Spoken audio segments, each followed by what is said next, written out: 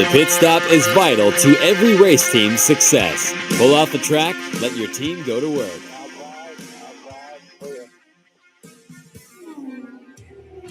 Change all 4 tires, fill the fuel cell, and make needed adjustments, all in 8 seconds or less. Hey, we have a great show for you today. This is the Pits Are Open, presented by Speed Sport, your one-stop shop for all automotive and not just automotive. They cover a lot of racing competition. Great legacy publication, Speed Sport. Also brought to you by Redline Ace, right in Indianapolis. If you need any graphic designs, helmets, cars, transports, hero cards, Redline Ace is the place to go. I'm your host, Will Marotti. With us, our multi-talented engineer extraordinaire, Alex Smith. Hello, Alex. It's going pretty well. You say multi-talented and I forget to unmute myself. Well, yeah, we won't hold that against you. How you doing? Good, yeah. So, Formula One, we're just having a little Formula One conversation. We've got McLaren dominating this year, it seems. And I called it earlier. I think our first show, I said Williams, watch Williams, and sure enough, P5 and 9 this so top weekend. 10. I mean, that's pretty good. McLaren also, I think, did top 10 in IndyCar at Barber Sunday, which is a pretty big feat, really, to have 3 of your cars in the top 10. But again, the win is elusive for McLaren. Not quite getting it together yet, but they'll get there. But yeah, Formula One doing well. Oh, I mean, Zach Brown too said they've won races this year they weren't expecting to win, and I think they got a good strategy. They got 2 really good drivers, especially Piastri. There's a little bit of butting heads between the 2 of them, but that's normal on every team, right? So I mean, he's kind of like, hasn't he taken like the number 1 spot? Piastri? I mean, it was always thought to be Lando's for the taking, but he's dropped a little bit. So, wow, that's something. Hey, so great show today. 2 great guests coming on. We have the owner of Brad Hayes Racing and the owner of the Kenyon Midget Series. I'm so thrilled. A good friend, Brad Hayes, will be on. He'll tell us about the series, tell us about how the racing team functions with the series. He's got a great background. He's a racer at heart, and I haven't had a chance to see him for a while, so this will be really exciting to have him on the show.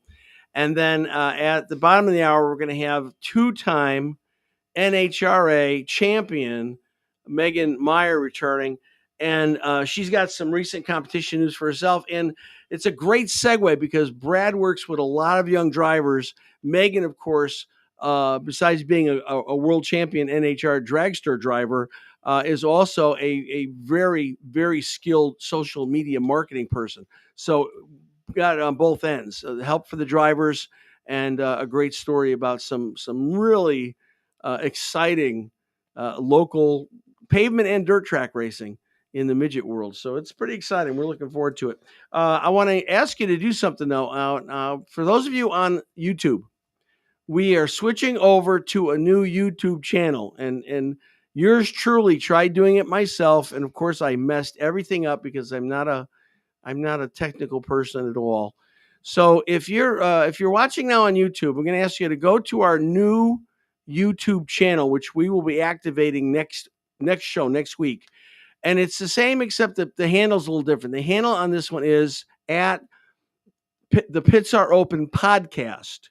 That's the new YouTube channel. We're going to this channel because we had a sub account. The sub account, the one that you're watching right now on YouTube, is a sub account, and we want to have our own separate page for it. So we had to do a whole new thing. So it's who cares?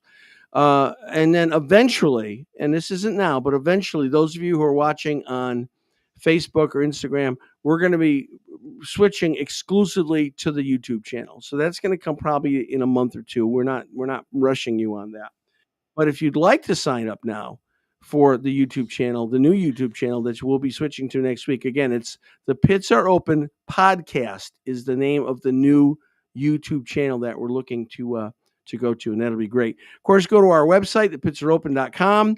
Sign up for our weekly newsletter right there on the website. Website, of course, has information about the show, and the newsletter has information about the show and some good racing news that we get from Speed Sport, which we're so happy to work with Speed Sport. It's May. It's Indy Fever. We had a relatively boring race at Barber in Birmingham. We could talk about it, but it's the hybrid. I mean, I think that's when did IndyCar racing get boring? Last year, Mid Ohio. What changed? The introduction of the hybrid system, and I think that was a political move just to make it seem so. Oh, we're so concerned about green. We have to have a hybrid system. You can criticize me if you want. I don't care. I think that's why they did it. And all it's done is weigh the cars down, change the balance, and lessen the competition. However, having said all of that, our first guest is out there, isn't he? I'm so excited. I've gotten to know Brad over the years. I don't even know how we met, but I guess we're probably through our graphics genius, Ben Porter. But anyway, Brad's got a long history in motorsports. He's a racer at heart, from slot cars all the way through Formula Ford, and then he has his own team, Brad Hayes Racing. And then a few years ago, maybe 3 years ago, he actually bought a series, and it's a classic because it was the Kenyon Midget Series, Mel Kenyon and Merle Kenyon, just legendary folks in IndyCar and not just IndyCar, open wheel in general. And so I'm so excited to welcome for the first time to the program, Brad Hayes. Brad, welcome, sir. Good seeing you. How are you? All right, we're not picking up your audio. Well, we know what to do here. Hang on just a second. We'll be right with you. I know you can hear me. I can't hear you, but we're going to fix it. Let's see. 3, 2.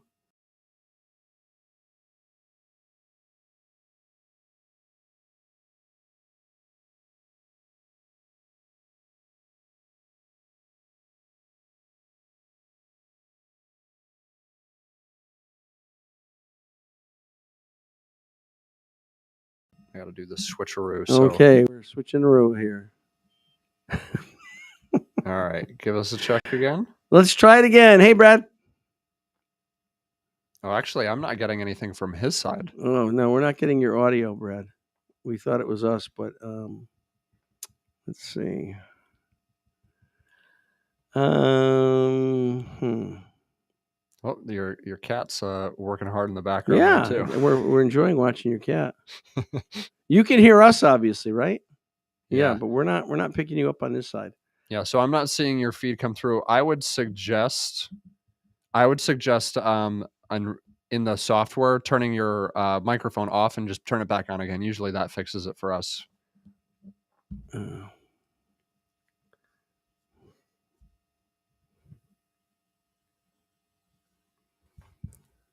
You want to come back to this in a second, and we can while he's troubleshooting. Yeah, let's let Brad troubleshoot for a minute, and then we'll talk about Barber. Barber was I love Barber Motorsports Park. It's one of the most beautiful tracks, really. Forget about the North America, in the world. And it is a great place to race. It's great corners, great straightaways, great elevation changes, and we should have some of the best racing in the world at Barber. And what we had was a snooze. And Alex Palou won the pole, dominant the entire race. Can't take it away from him. But even there are very few other. The announcers tried to give it a go and make it seem like it was an exciting thing anytime there was an on-track pass. But we've gone from one of the most exciting series of racing in the world with on-track passes in the hundreds every race, on road courses certainly, and ovals as well. We've gone to that to something that just is not a attractive product at all, and it's heartbreaking because we all love IndyCar. We want it to do well, but this hybrid system has not. And again, I don't know. You say, well, how do you know it's the hybrid system? All I know is from Mid Ohio through now, last year, the racing has been less than exciting, and that I believe is largely because of the hybrid system that has added 100 or plus pounds to the chassis, has changed the center of gravity, has put us in a place that we're not really. All right, well, let's try it again. Let's see what happens. How about now? Anything? Hey, we're all right. Sorry about that. It happens sometimes. That's okay. How are you, Brad? I'm doing well. How you doing, Will? I haven't seen you forever. It's been a little while. Yeah. Seems like that. So I want you to tell the folks. I told her you're a racer at heart. You've been racing for many years. Give us the quick backstory of Brad and Brad's racing career. Tell us about Brad Hayes Racing, and then tell us about the movement toward the Kenyon Series. Sure. Yeah. I mean, I guess it started just as a child. My dad and I would go to races every weekend. So started out as a fan, always loved racing, always loved being around the cars. It was always short track oval stuff here in Central Indiana. I guess jumping ahead a while, in probably high school, middle school time, I got involved with toy cars, radio control cars and slot cars and all that kind of stuff. And just loved racing that as well. Anything racing I could get my hands on to do, I would love to do. So so I never really had a chance to get involved deeply in the oval scene as a younger guy. But later in life, I ran into some friends who were into Formula Ford racing. Was able to get into one of their cars and do my driver's school, and got through SCCA driver's school and started racing those cars. That was about 2007, something like that, is when I actually started racing myself. That, spiraled out of control pretty quickly, I guess.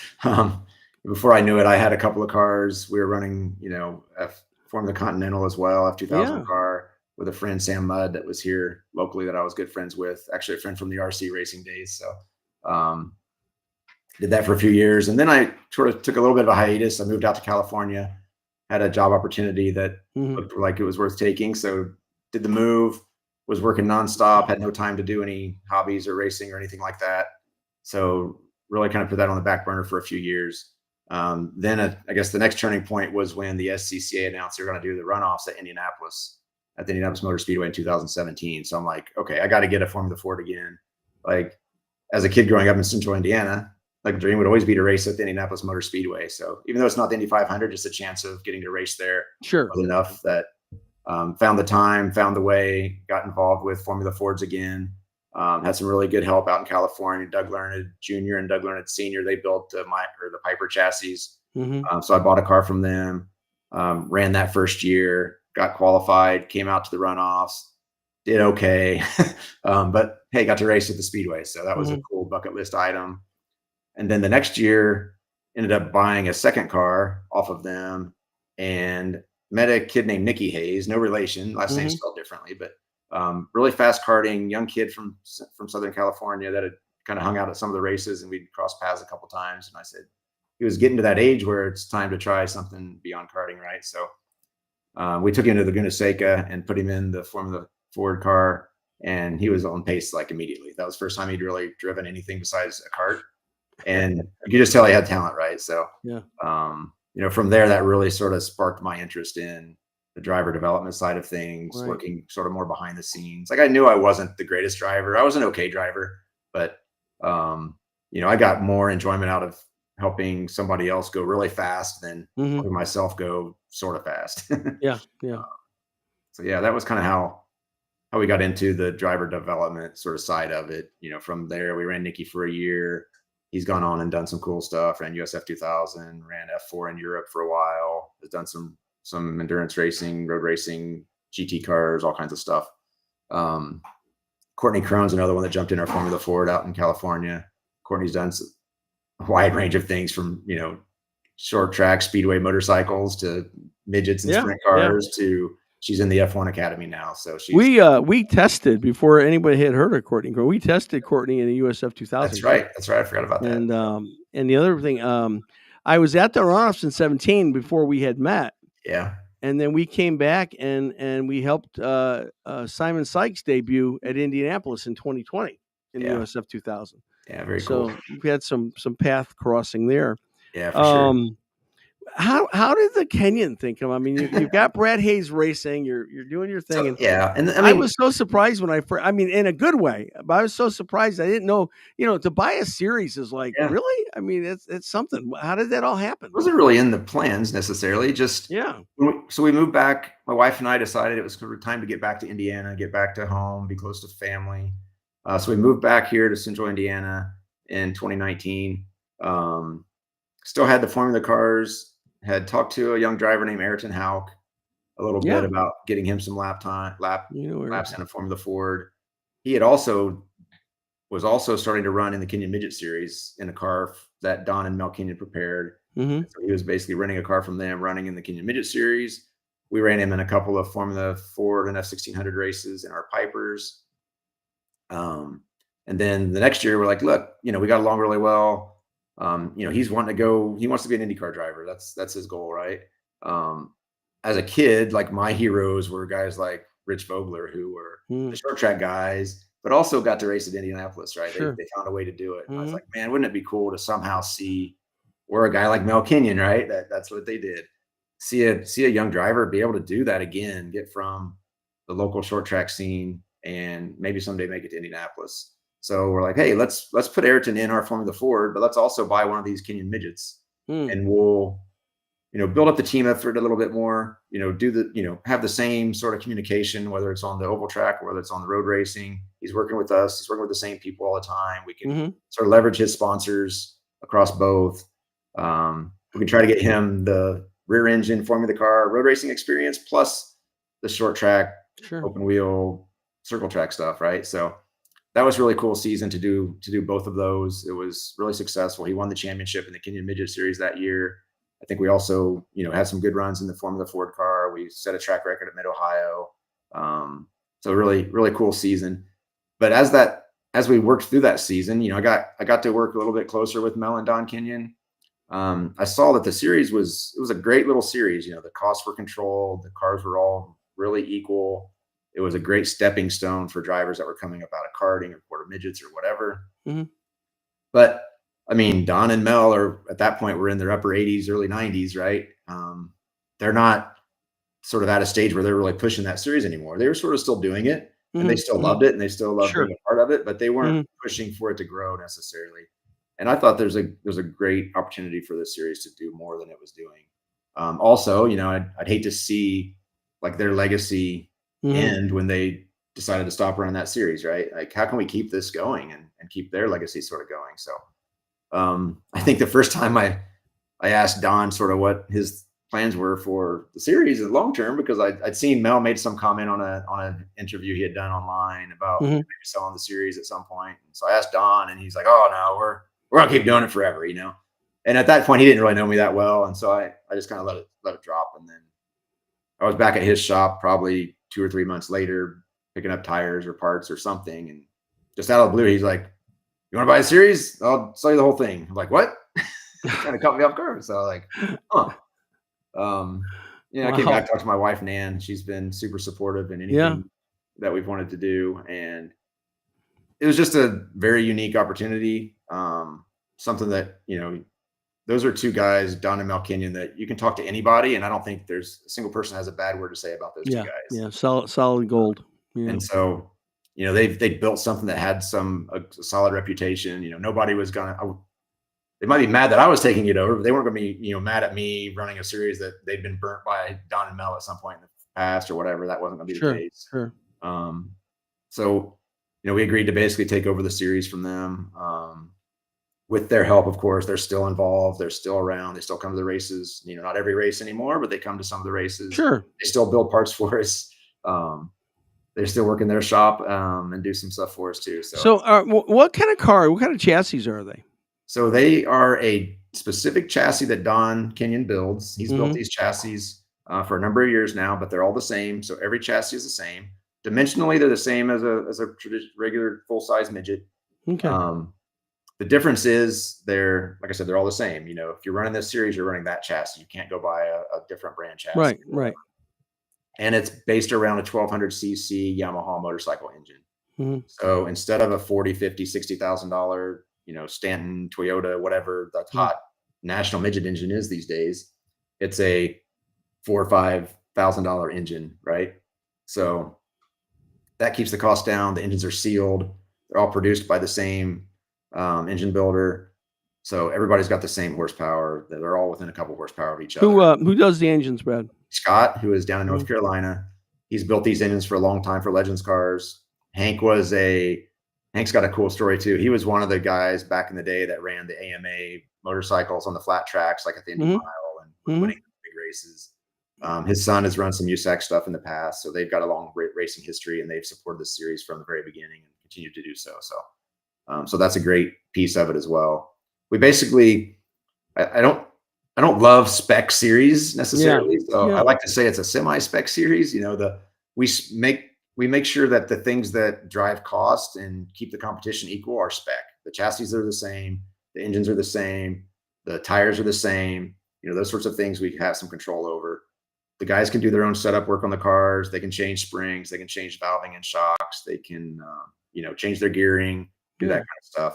You can go buy sort of standard off-the-shelf midget components. You don't have to buy everything directly from us. We try to stock the standard parts that people need. But if you can go buy a used rear end that somebody's been running on a national car and save yourself some money, as long as it's the right specs. Right.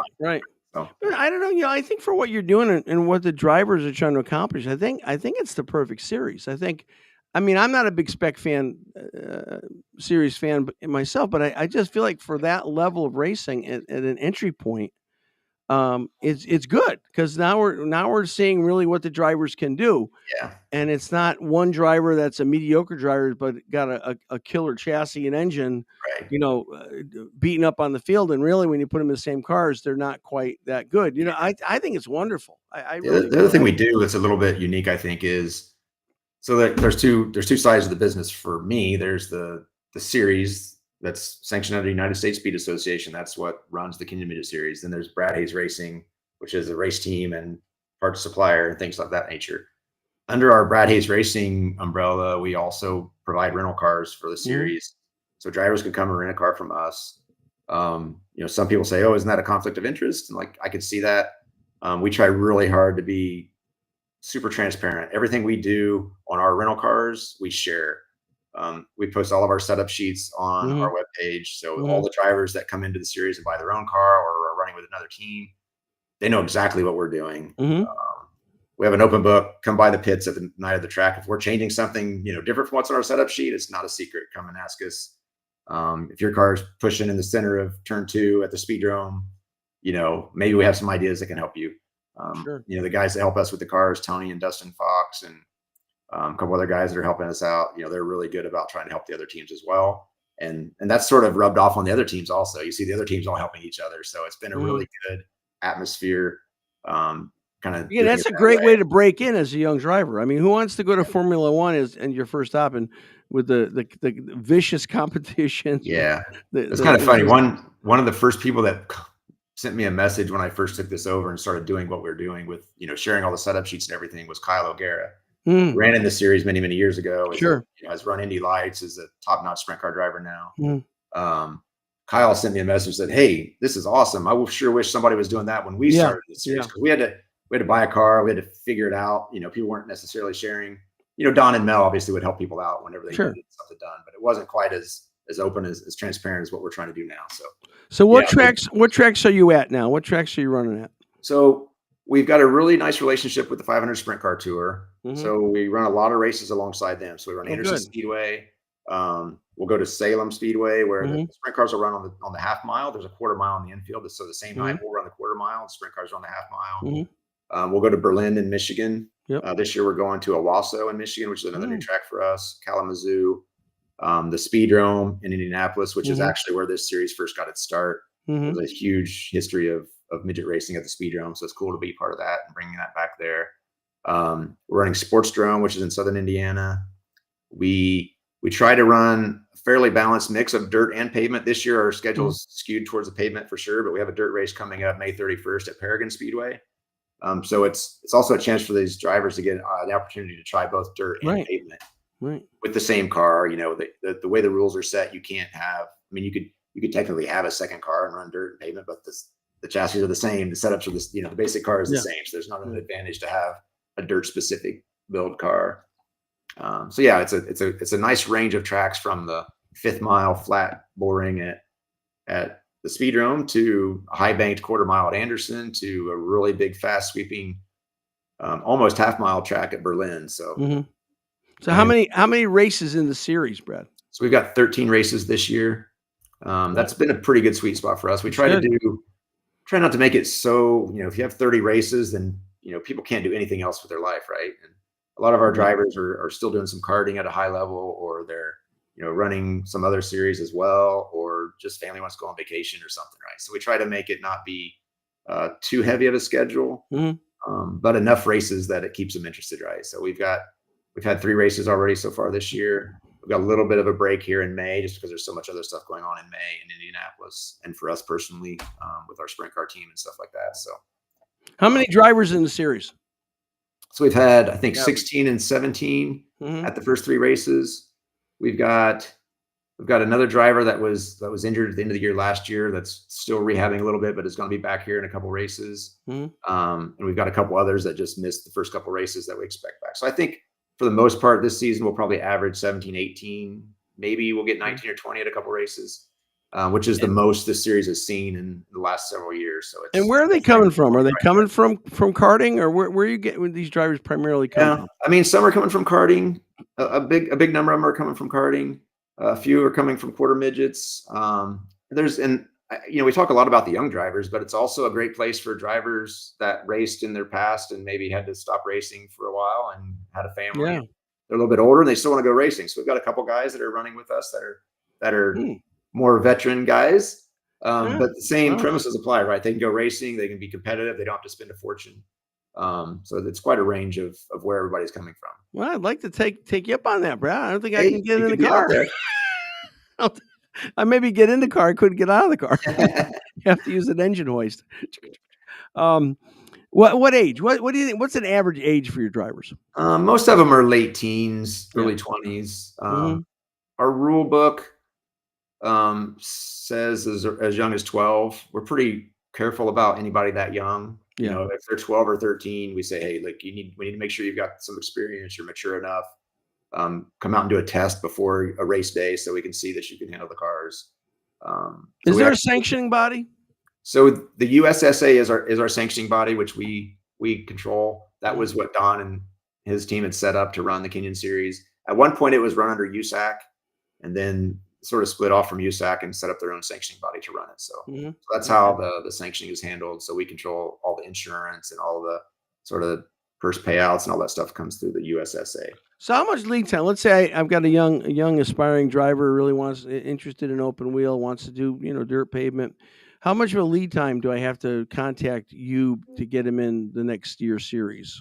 I mean, so what we typically do is at the end of the year, there's 2 things we do toward about the end of the year. We try to give our series champion an opportunity to try out a sprint car as well. So on our BHR side of the business, we own a sprint car and a Silver Crown car that we run with another partner. And we try to give, if this driver is looking to move up into sprint cars, we want to give them the opportunity to at least get out and do a test. So usually in October, after our season is over, we'll take our Kenyon Midget Series champion, we'll put him in the sprint car. And on the same day, we'll take prospective drivers for the Midget Series that might be coming from karting or whatever, and we'll do a test for them as well. So usually in that October timeframe, we'll do a test. The last couple of years, we've done that at Anderson Speedway. And that gives the drivers that are thinking about running next year a chance to try it out, make sure that's what they want to do, make sure that they gel well with us as well. Like, we want this to be fun. We want to make sure like the people that are coming into our team fit well with our team, and we're all going to enjoy working together. So I've got my young racer. I don't have a car. I need to rent one of your cars. What's a ballpark for the season? It's probably, the rental itself is $800 a race. That's what we charge to rent the car. That's and cheap. Then we charge tires on top of that. So that's minus whatever your tires are, because tires vary depending on what race. You might be on a cycle where you're running tires for a second race, or you might be putting new tires on. So we build out the tires separately. And that's the cost to come race with us. Really? Wow. That's you have to cover your own damages. If you tear it up, you got to pay for it. But these cars are fairly inexpensive. Even damages are fairly reasonable. Wow. If you're buying all the tires and you're wanting to run the full season and you're really going for a championship, I have to go back and look at my numbers. I think it was maybe in the $12,000 to $15,000 range. That's fantastic. For a whole season. Gosh, that's amazing. And I mean, you're getting pretty cool exposure too with the 500 Sprint Car Tour side of it. You're running in front of some big crowds.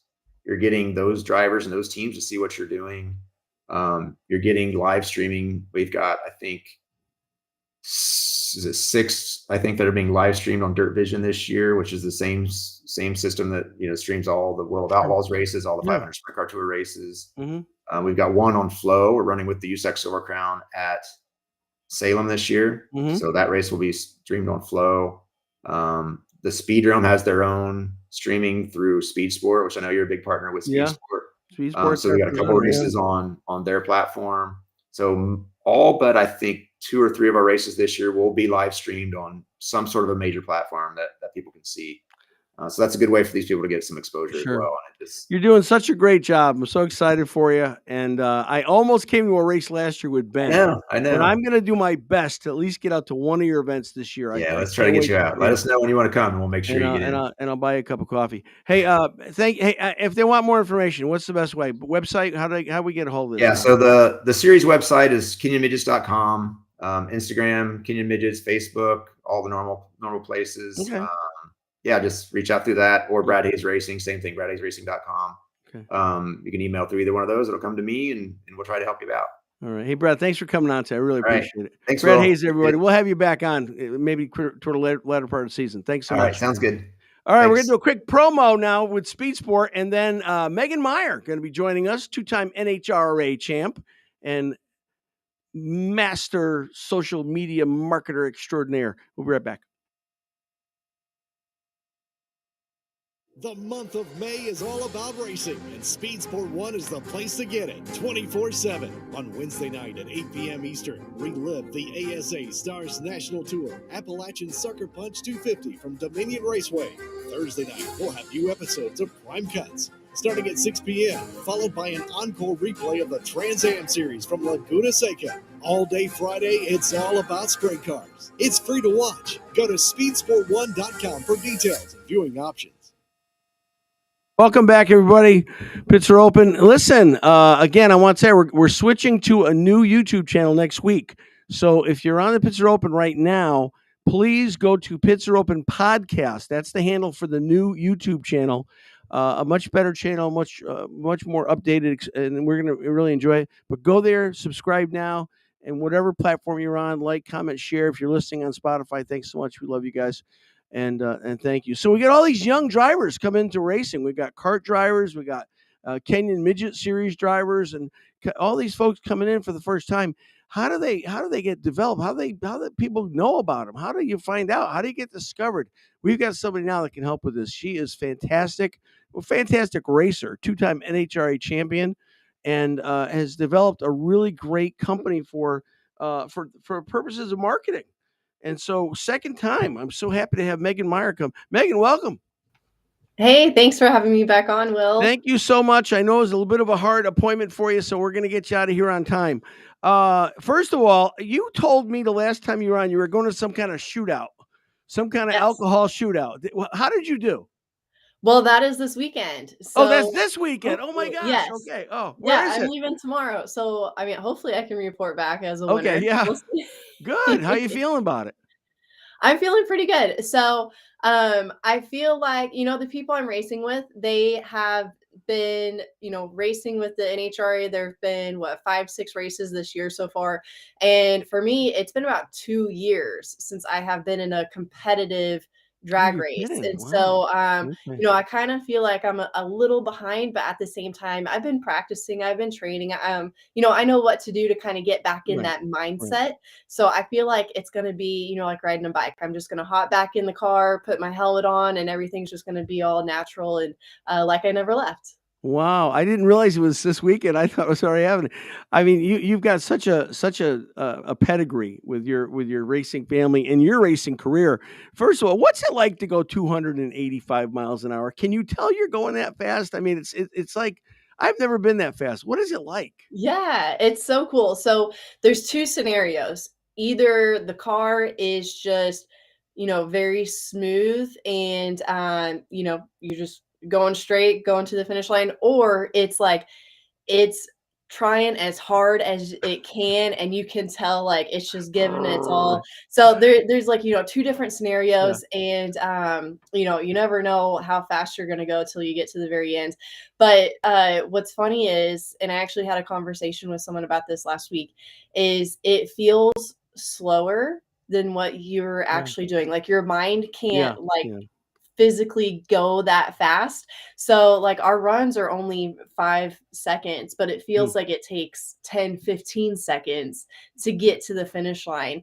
Wow. And so yeah, it's so much fun. It's like you know, like the best thing I can compare it to is if you're on a roller coaster Mhm. and right before the roller coaster takes off, like when you're just right at the peak, or if it's one where you're just kind of like, you know, you're right there where you get your seatbelts on and then it shoots off. Like, think of that, but times 10. That's what it Wow. feels like.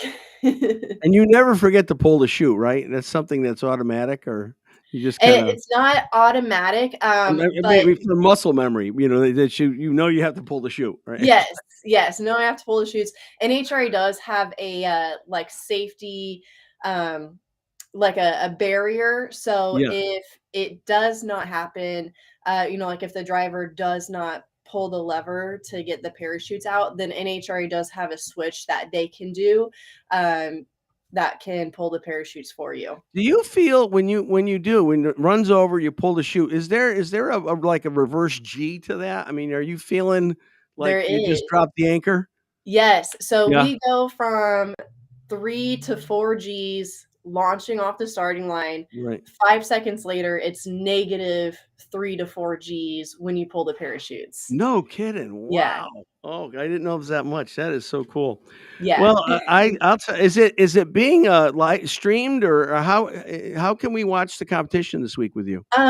There is no live stream, there is no coverage, unfortunately. Oh, And because this is not considered an NHRA race, there's not going to be any coverage that way. But we will be posting on our social okay, media good. pages as frequently as possible for the next Mhm. couple of days. And then we also came out with a Facebook group where our fans can go to. It's called Team RMR. And I'm planning on doing live videos in there. You know, Good. right after the run, I'll go live Good. on Facebook. Also, when we're in the pits, see if my dad could, you know, add some insight of what he's doing for the tune-up and that type of stuff. So, Well, that's so yeah, great we're content. so That's great content opportunity right there. yeah. Yeah, good, Mhm. good. That's exciting. Well, I'll be watching for you on Instagram, and it's what Team M Team RMR for Team Randy R Meyer R Racing. okay. So Team RMR for your Facebook group. That'll be cool. So I just had Brett Hayes on, good friend from Indiana, and he has a series. It's a Kenyan midget series, and developed by two, long-term, open wheel Indy kind of guys. And so he's got all these young drivers coming in. It's anywhere from 14 to 15 and up to the early 20s. And for a lot of them, it's really their first or second experience in kind of a series. A lot of them come out of a kart experience or something. How do these guys? And walk us through, Megan? Walk us through the process of how do you start structuring yourself so that you start getting recognized, noticed? Mhm. Building your Yeah. media platform. How do you do Yeah. that? Yeah, good question. And I actually get approached by quite a few parents of, you know, how they could do this, especially coming from the drag racing world where we have junior dragster racers, and I was one myself as well. And so, you know, the very first thing and the easiest thing that you could do is social media. It's a free platform. It's not like you have to pay to be on there. So it's free and open to the public. And one thing I do say with parents, because sometimes they do get concerned about putting too much of their kid out there online. So it's just always, hey, you know, whatever you are comfortable with, whatever son or daughter is comfortable with, Mhm. you know, as far as being on camera, if they want to talk to the camera or not, stuff like that. But if they do see their career down the road, you know, 5, 10 years later, if they want to continue to be in racing and work towards being a professional driver, then yeah, they are going to have to get comfortable with being on the camera and doing Mhm. interviews and getting pictures taken and videos and all that type of stuff. So if you can start when you're really young, you'll get very comfortable with it, and you'll kind of have that advantage over people, you know, when they are older and get into Mhm. racing.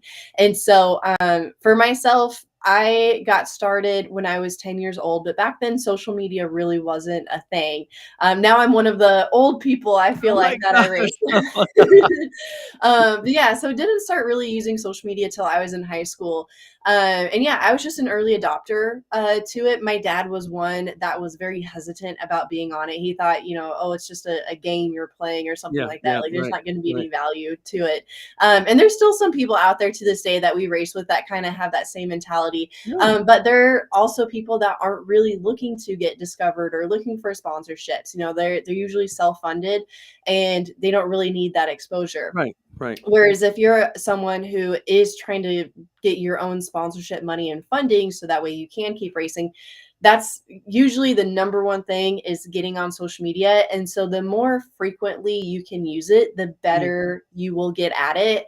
And you also want to develop your style. So everyone needs to be different when it comes to being online because you don't want to blend in, especially if you're someone that is trying to get as much exposure for sponsorships. You want to stand out. You don't want to blend in. So think of big names like, there's Cletus McFarland, there's Ken Block. Like think of how they were able to differentiate themselves from everybody else that's out there. And on social media, there's content everywhere and everyone has their own pages. It's completely different than it was 5 years ago. It's a lot harder to grow and get seen on social media now, so you really got to stand out from everybody else. Well, and I think you have to be careful too because as you're developing, I mean, you are your brand, and you don't ever want to get out there in a place where because there's such a long record of your social media, it's not easy to. I mean, you could obviously go and delete things, but a lot of times other people have already seen it and it's out there. So you want to be careful what you're putting out there. I know it's important to differentiate yourself, but you have to have some wisdom on Yes. what it is you're throwing out there, right? Yes, yeah, for sure. And what's funny is if you look hard enough on Google, you could find some of my old high school pictures. And there's nothing bad out there, but it's just like, oh, it's not a great picture of me or whatever, stuff like that. But yeah, it's like I cannot take those down. That's posted on a platform that I don't have a login for it anymore. I don't know how it still exists. And so yeah, so you never know. Anything you put on the internet in some shape or form, it will be there forever. And so yeah, so just always be mindful and be careful. And especially if it is someone that is a female, because there's kind of there's different paths you could go down. And just be mindful of what image and what brand you want to portray with sponsors, because companies do take that into consideration, especially if they are a conservative or religious or family oriented company. They want someone that will represent their brand accurately. Right. No, and I'm so grateful that I grew up without any of that stuff because there's no evidence now left. Right. You can't find me vandalizing anything. There's no pictures of Yeah. I mean, I wasn't really bad, but given the right camera and wrong situation, it could have been ugly. That's good. I mean, you use Instagram a lot. I like Instagram. Is that if I'm starting out, is that your social media platform of choice, do you think, or first recommendation is Instagram? Yeah, Instagram or TikTok, I would say, depending on, with either one of them, you just need to put out a ton of videos to be able to grow and get seen on there. It also kind of depends on your goals. So if you are someone that is, trying to reach the younger demographic, especially if it is someone that is a younger racer, Instagram and TikTok is a great place to start. For me personally, Facebook is my strongest. It's my best one. Yeah, me too. I don't know how it happened. Yeah. Well, and I've been able to, I built it up really big in the past. And thankfully, I was able to do that in the beginning when it was easier than it is now. It is a lot harder now to grow a Facebook page than it used to be. But also another one to think of is LinkedIn. Oh. And especially with racers, they usually overlook LinkedIn because they think like, oh, it's just business. But that is how you can find the correct people and contact information for potential sponsors. Well, that's who your sponsors are, right? I just said this to Alex a little while ago. We were getting ready. I said, I don't know why I mess around with Facebook, Instagram, because really all I need is sponsors. And so LinkedIn is where I get them. I mean, that's where I find them. I mean, they might be on Facebook, they might be on Instagram, but it's a business site. And so we use LinkedIn a lot, and I'm glad it exists because it's yeah, me too. So when you're trying to approach sponsors, right? And you're just starting out and you don't have a lot of history and your social media is kind of, it's not great, but it's out there, right? How do you start approaching people that, you're trying to get to sponsor you? How do you start generating those first, 3 or 4 sponsors? Yeah, good question. So I go into depth on this in my coaching program that's called Fueled and Funded, and it will actually be opening up in June. So if there are any racers here that do want some more help with, is it like a regular class that you can take? Oh, okay. Yep. Now, is information available on that of motorsportsmarketingtips.com? Is there information there about that upcoming group? Yes. Yeah. If you go to that website and then look up the Fueled and Funded program, it will take you to, right now you can just sign up for the wait list. Okay. So enrollment for that opens up in June, and we do live Zoom classes for that. And so, so I go through the entire sponsorship process of how to get a sponsor. So first thing I teach is you need to be on LinkedIn. You need to create your profile. And then from there, what I like to do is kind of a softer approach instead of just doing like cold emails or cold messaging and just immediately saying, hey, I have a race car team. We race in this area and we're looking for potential partners. Instead, I like to do it more personal and like a softer approach. So I like to follow the rule of 7 in marketing. And so I want to give them 7 notifications. So whether that's me liking a post or commenting on one of their posts, whether it is their personal post or the business that they work for, if the business page is active on LinkedIn there. So I like to do 7 first. So that way my name starts popping up on their notifications. They're kind of, and seeing it multiple times, it will get familiar with my name. And then once I do the 7, I will then send them a message on LinkedIn, and it will just be very short and sweet and something like, hey, I saw your company, they just came out with this product. I would love to try it out and learn some more information. Can we hop on a discovery call to learn more? And so I'm not pitching them at all. I'm not saying, hey, I need a sponsor, I've got a race car, or anything like that. Sure. Instead, I like to keep it softer, more personal. I want to get to know them first and learn more about the company. And especially if it is a new product that I've never tried before, I want to make sure it's something that either would benefit me in my racing or something that I could promote that I would, like to use, whether it's in, lifestyle, personal life, business, anything like that. So get to know them more, the business, the product, that type of stuff. And then once you're comfortable with each other, then that's when I would go and pitch them and say, hey, I love using your product. It's helped me do this. I would love to be able to share that with my audience. Oh, by the way, I've got this race car. We go to these events. It brings in this many people, or I have this many followers on social media. Can we work out a deal to help each other out? And that's how I like to approach it. Good. I think that's wise. I'm amazed at how much resource you share on your website, write this down, guys, motorsportsmarketingtips.com. I've got pages that I printed off on the computer of different tips, mastering social activities, how racers maximize sponsorship ROI, what to think about for your sponsorship proposal. I mean, you're very generous with giving out a lot of this stuff right on the website, and I think people should avail themselves of that. And the group that's coming up, tell us about that again one more time. When is that going to start?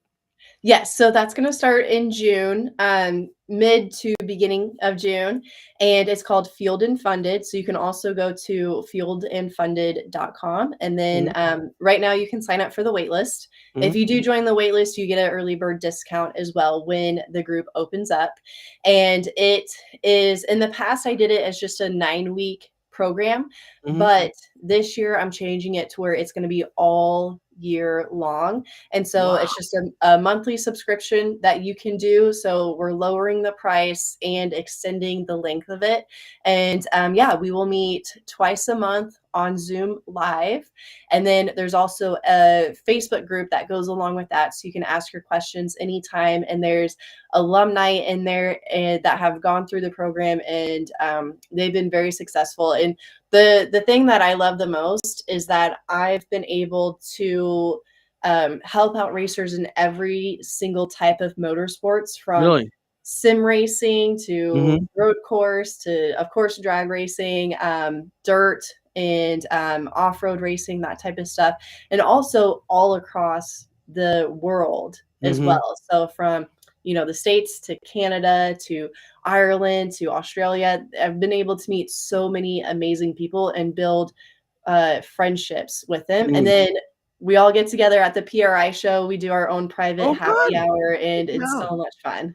Good. So I mean, not that I was going to say typical. Maybe that's not a good word, but so who would this be for? Who are the best people to sign up for this that would get the most value out of it and help from you? Yeah, good question. So I like to have racers that have just a little bit of sponsorship experience. And it could be, product only, or someone that's just got like a discount from a company before. Just someone that kind of understands, hey, this is the overall, like, how a sponsorship works. And but also someone that wants to step up, someone that is looking to do it long term, not someone that's just, hey, I'm just racing for fun and I need to just cover my entry fee. I want someone that's going to be serious down the road. They want to be a professional, but they're not to that level yet. Okay. And what do you give me a span of ages, do you suppose? How young, how old? Yeah, all different ages. So quite a few parents for kids in there. A lot of junior drag racers are in there. And then as far as the oldest, I'm not sure exactly on ages, but I've got, I don't know, probably a span of 50 years between youngest and oldest. So that's good. That's big. Wow. Yeah. That's impressive.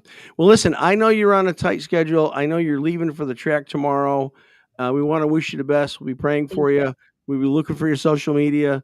And thank you for coming back. And we are gonna put that all women show on here pretty quick. We have to coordinate with the other driver that I was trying to get, and it'll work out for us. But I'll give you more warning next time. So awesome. Thank you so much. Thank you, Megan Meyer. Thank you so much. Good Godspeed, good luck, and don't forget to pull the chute. All right? Yes, sir. Yes, sir. Thank you for having me back on. Right. Appreciate Thanks so much. Thank you, Megan Meyer, everybody. All right, hey, that's it. Pits are open. Now we're gonna close them. I don't know. It seemed funny at the time. Good show. I think a great segue for Megan, because this is the kind of people Brad's bringing in. Brad's bringing in people with no experience, no exposure for the most part, younger drivers, and so if you're part of Brad's network, look up Megan Meyer. Motorsportsmarketingtips.com, speedsport.com, redlineace.com, thepitsareopen.com. What else could you do? MaratiAutosport.com. Any.com. We'd love to do that. But anyway, hey, thank you so much. We got a great show for you next week. Got some really good guests coming on next week. You're going to like it. We got a driver coming on next week. Two drivers, actually. A current driver, and then a longer competition driver who's gone from driver to instructor and got his own show. It's going to be a great show. So sign up for our newsletter, please. It costs nothing. We come out once a week. You get it. You go to thepitsareopen.com. Go right now. Go on your phone, thepitsareopen.com, And then right at the top, there's a sign up for the thing. You sign up. You have to hit a "I'm not a robot" thing, and this thing goes around, and then finally comes up to our Pits Are Open newsletter. All we need is your name and your email. We're not looking for anything else. That's all we need, and that'll keep you in contact with us. And if we have anything big coming up, we're certainly going to announce it on the newsletter as well, whether it's about racing or about the show. So, Alex, thank you so much. Good job as always. You're welcome. You guys, we appreciate you, and whatever platform you're on, like, comment, share. Again, we're coming out with a new YouTube channel next week, and the handle is going to be the Pits Are Open Podcast. That's the new YouTube channel. You can go there now. I'm pretty sure you can subscribe. We'll be broadcasting on both of those. I think next week we're going to duel it next week, and then eventually in a few months we're going to go exclusively to YouTube. So we'll want all you Facebook folks, if you will, and we'll communicate this in the newsletter as well. That's why it's important for all of you to sign up for the newsletter. Again, pitsareopen.com, sign up for the newsletter. Thank you. Hey, have a great rest of your week. God bless you. We IndyCar race coming up, the GP on Saturday, Indy Grand Prix, Sensio Grand Prix. Going to be a good day. Weather's looking good, and we'll do a wrap up next week about that as well. All right. Hey, thanks a lot. We love you guys. See you next week.